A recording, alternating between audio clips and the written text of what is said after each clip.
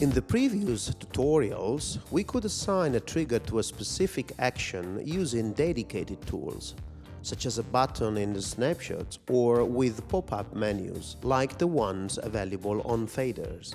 What if globcon is not directly offering that possibility for a particular parameter you would like to manage with an external trigger? Anything is possible. Just create a sharp snapshot and recall it with the trigger you want. Just follow the next few examples and you will be ready to go. We want to externally trigger the selection of the current clock reference of our Prodigy MC, choosing from network and word clock input. Let's open the Sync tab and make sure that the manual selector of network is on. Network is therefore the current clock reference, and that is confirmed by the Clockmaster blue LED showing up in the same row. We then create a new snapshot and we name it Network Clock. Clicking on the clock source scope detail, we reach the relevant portion of the GUI and we select that peculiar detail only. We go back to the Snapshot tab and lock the Network Clock snapshot to avoid any unwanted change of both the dataset and the scope set.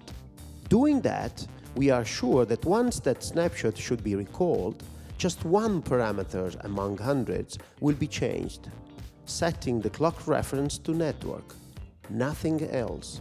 That's what we mean with sharp snapshot. We then learn the trigger we want to assign, pressing the desired button on the external MIDI controller, selecting the command detected, a control change in this example, and then clicking on Assign. Going back to the Sync tab, we now select word clock input as clock reference, create a new snapshot and name it word clock input. The scope set is derived from the previous snapshot, so we don't need to change that, and we can proceed in locking the snapshot and assigning a new trigger by means of the learn function. When word clock input should be selected, we want to externally trigger the on-off status of the 75 ohm termination of the BNC input connector. We switch the termination on, we create a new snapshot, change the scope set deselecting the clock reference and selecting just the 75 ohm termination. We then go back to the Snapshot tab, edit the name with 75 ohm on, lock it and then learn a new trigger.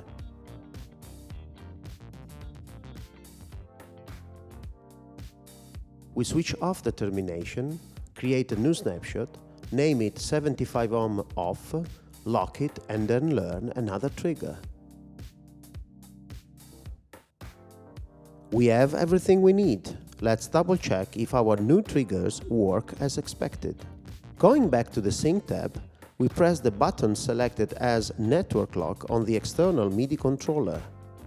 The sharp snapshot Network Lock is recalled and just the clock reference is changed.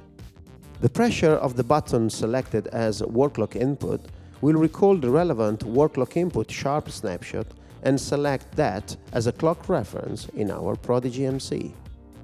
We can then switch on the 75 ohm termination with the relevant external button, or switch it back off, just pressing the other button.